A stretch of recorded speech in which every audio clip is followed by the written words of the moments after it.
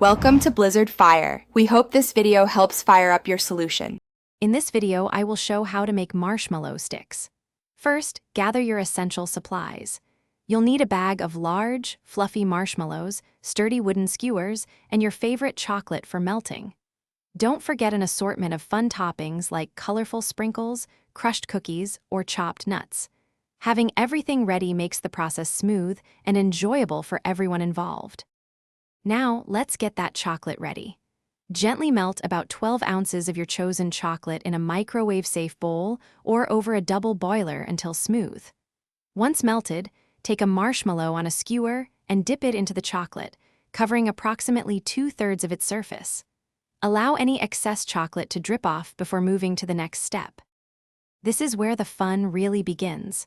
While the chocolate is still wet, gently roll or sprinkle your chosen toppings onto the marshmallow. Whether it's vibrant sprinkles, crunchy cookie crumbs, or shredded coconut, make sure to cover it well. Don't be afraid to get creative and mix different toppings for a truly personalized treat. The possibilities are endless. Almost done, carefully place your beautifully decorated marshmallow sticks onto a sheet of parchment paper.